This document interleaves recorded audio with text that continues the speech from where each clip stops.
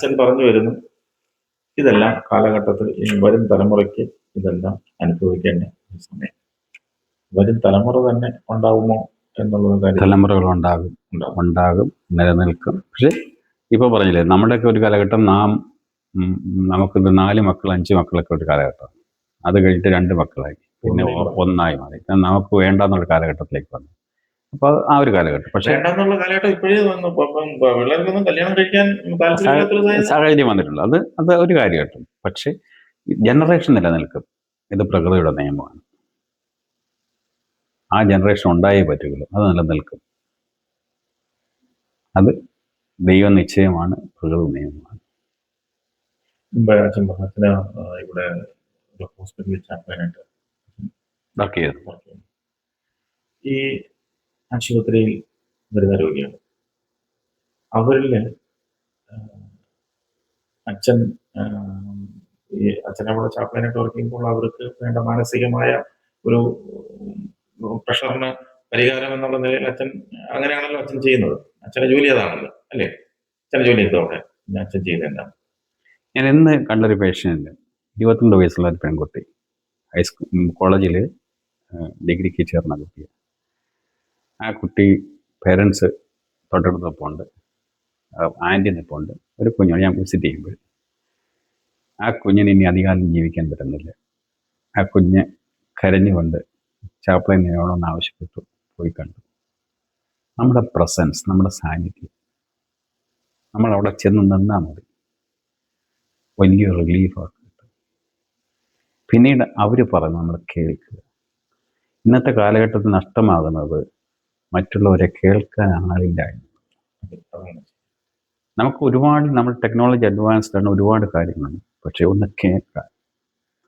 മനുഷ്യൻ രാവിലെ തൊട്ട് വൈകിട്ട് വരെ ഈ ടെക്നോളജിയിൽ അഡിക്റ്റാണ്. നിങ്ങൾ ആദ്യം ഉണരുമ്പോൾ ആദ്യം തപ്പുന്നത്, ഞാനും നിങ്ങളും എല്ലാം ചെയ്യുന്നതാണ്, ഈ മൊബൈൽ ഫോൺ. ആ നിമിഷം തൊട്ട് നമ്മൾ ഇതുമായിട്ട് മുന്നോട്ട് പോവുകയാണ്. തമ്മിലൊന്ന് സംസാരിക്കാൻ, തമ്മിലൊന്ന് കേൾക്കാൻ, എന്നെ കേൾക്കാൻ. ആ കുഞ്ഞിന് കുറേ പ്രയാസങ്ങളുണ്ട്, അതൊന്ന് ഷെയർ ചെയ്യാൻ, ഒന്ന് കേൾക്കുക. എന്താണ് എനിക്ക് ആ കൊച്ചു ചോദിച്ച ചോദ്യം ഇതാണ്, why this happen to be? I am only 22. അപ്പം ഞാൻ മറുപടി കൊടുത്തത്, യേശുക്രിസ്തു 33 വയസ്സിൽ കുരിശിൽ കിടന്ന് മരിച്ചത്.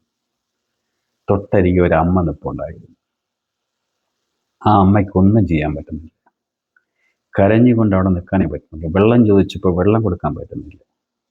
ഒരമ്മയുടെ അതിദാരുണമായ ഒരവസ്ഥ എത്തിച്ചൊക്കെ, സ്വന്തം മകൻ അടികൊള്ളുന്നത്, കുന്തം കുത്തേറ്റത്, മരിക്കുന്നത്, ദാഹജലം ചോദിക്കുന്നത്, കൊടുക്കാൻ പറ്റാതെ കരഞ്ഞുകൊണ്ട് അല്പം അകലെ മാറി നിൽക്കുന്ന ഒരമ്മയുടെ മാനസികാവസ്ഥ ഒന്ന് ചിന്തിച്ചു നോക്കും.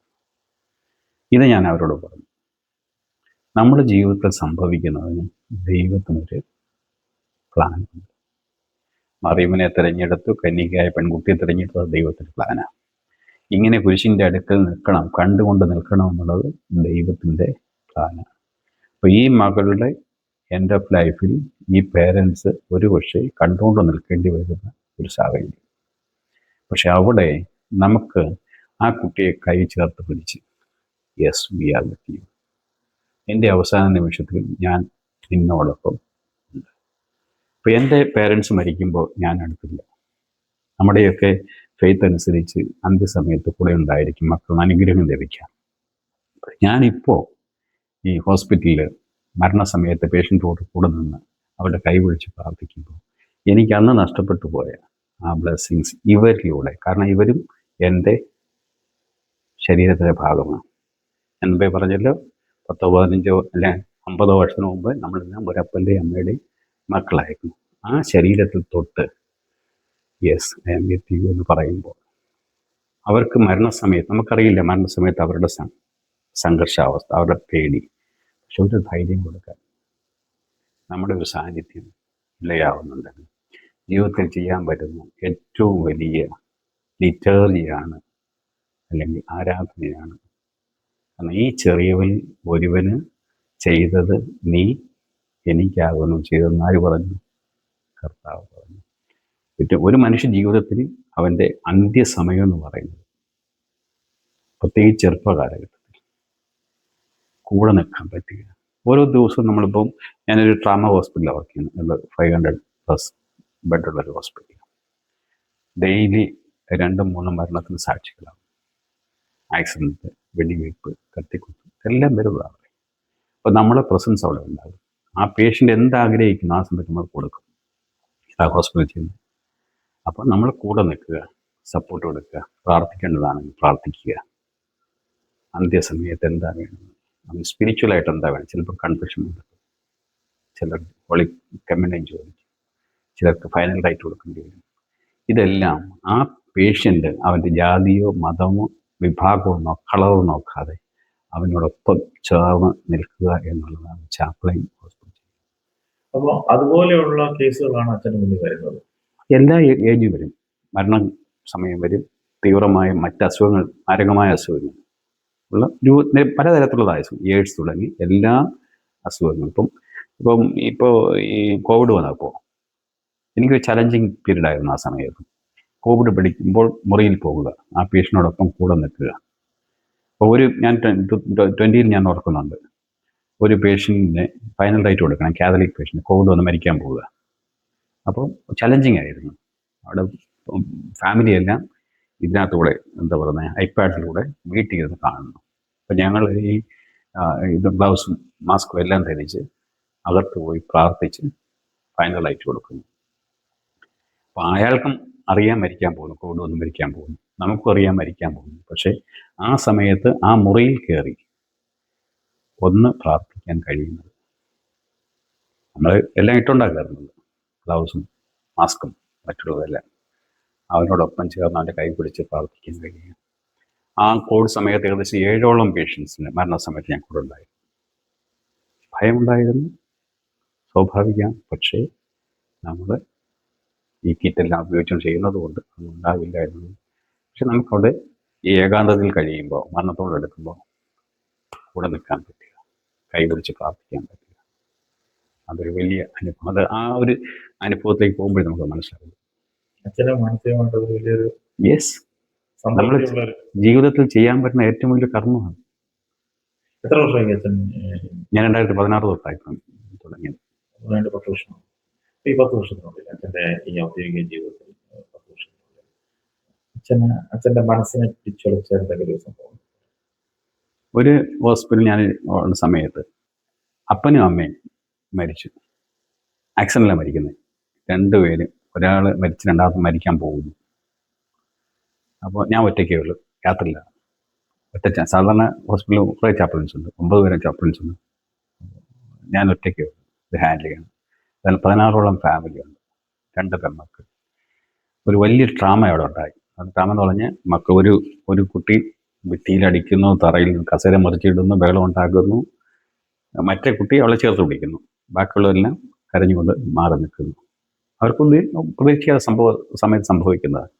പക്ഷെ ആ സമയത്ത് അവരോട് കൂടെ നിന്ന് ഒന്ന് തലോടി സപ്പോർട്ട് കൊടുത്തു. യെസ്, ചാപ്പൽസ് എനിക്കെല്ലാം വേണം, പ്രാർത്ഥിക്കണം, അല്ലെ മറ്റെന്തെങ്കിലും ചെയ്യണം. ഇമോഷണൽ സപ്പോർട്ട്, നമ്മുടെ പ്രസൻസ്, അത് വലുതായിട്ട് ഇമ്പാക്റ്റ് ഉണ്ടാക്കുന്നുണ്ട്. മനസ്സിനൊന്ന് റിലാക്സ്, ബേൺ ഔട്ട് ചെയ്യാനായിട്ട്. അതിനെ പറയുന്നത് നമുക്ക് പെട്ടെന്നുണ്ടാകുന്ന ഒരു വലിയ ദേഷ്യമുണ്ട്, എന്താ സംഭവിക്കുന്നത് ഇല്ലാതെ മാഡായിട്ടുള്ളൊരവസരം സംഭവം. അങ്ങനെയുള്ള അവസരങ്ങളിലൊക്കെ നമ്മൾ കൂടെ നിന്ന് സപ്പോർട്ട് ചെയ്യുക. ഈ അങ്ങനൊരു മാനസിക വിഭ്രാന്തിയുള്ള ഒരു പേഷ്യൻ്റ് വരുമ്പോൾ അച്ഛന് ഫിസിക്കലായിട്ട് ഉപദ്രവങ്ങളോ അങ്ങനെയുള്ള വരുമ്പോൾ നമ്മൾ സെക്യൂരിറ്റി വിളിക്കും. അങ്ങനെ സാഹചര്യങ്ങൾ വരുമ്പോൾ ഉണ്ടാകും, ആ സമയത്ത് സെക്യൂരിറ്റിയുടെ സപ്പോർട്ട്. ഇപ്പോൾ നമ്മുടെ നാട്ടിൽ അല്ല, ഇവിടെ എന്ന് പറയുന്നത് മരണസമയത്ത് നിങ്ങൾ കണ്ടു, ഇവിടുത്തെ മരണവും ഫ്യൂണറലും ഒക്കെ കണ്ടു കാണും. ഏറ്റവും കൂടുതൽ റെസ്പെക്റ്റ് കൊടുക്കുന്നത് ലാസ്റ്റ് സമയം എന്ന് പറയുന്നത് ലൈഫിൽ ഒരു മനുഷ്യൻ്റെ ജീവിതത്തിൽ അവനെ എത്ര റെസ്പെക്റ്റോട് കൂടി അവനെ യാത്ര അയക്കാൻ പറ്റും, അവന് എന്തെല്ലാം സംവിധാനങ്ങൾ കൊടുക്കാൻ പറ്റും അതെല്ലാം അവർ കൊടുക്കും. അതാ ഇവിടുത്തെ ഒരു സംവിധാനം. ഇപ്പം ഞാൻ എൻ്റെ ഹോസ്പിറ്റലിൽ 9ഓളം ചാപ്ലൈനുണ്ട്, പഠിക്കുന്ന കുട്ടികളുമുണ്ട്. അപ്പോൾ അവരുടെ ഉദ്ദേശം എന്ന് പറഞ്ഞാൽ, അപ്പോൾ നമ്മൾ 580 ബെഡുള്ള ഹോസ്പിറ്റൽ. അപ്പം ഓരോ ഫ്ലോറുകൾ ഇങ്ങനെ ഡിവൈഡ് ചെയ്ത് കൊടുത്തിട്ടുണ്ട്. ഞാൻ അവിടെ എന്ന് പറയുന്നത് ചാപ്ലൈന്, പ്രീസ്റ്റ് അല്ല. പ്രീസ്റ്റ് എന്ന് പറയുന്നത് എൻ്റെ പള്ളി വരുമ്പോഴാണ്. പക്ഷെ ഞാൻ അവിടെ ചാപ്ലൈൻ്റെ ജോലി എന്ന് പറയുന്നത് അവൻ്റെ ഈ അപകടാവസ്ഥയിൽ കൂടെ നിന്ന് സപ്പോർട്ട് ചെയ്യുക. സാധാരണ ആശുപത്രിയിലെല്ലാം ഈ പോലീസിനെ വലിയ ചാപ്ലനായിട്ട് അല്ല അല്ലാത്തവരും പ്രീസ്റ്റായിട്ട് ഞാൻ മാത്രമേ ഉള്ളൂ, ഓർഡൈൻ പ്രീസ്റ്റായിട്ട്. ബാക്കിയുള്ളവരെല്ലാം തിയോളജി പഠിച്ചിട്ട് വന്ന് ചാപ്ലൻസി കോഴ്സ് ഉണ്ട്, ആ കോഴ്സ് പഠിച്ച് പാസ്സായി.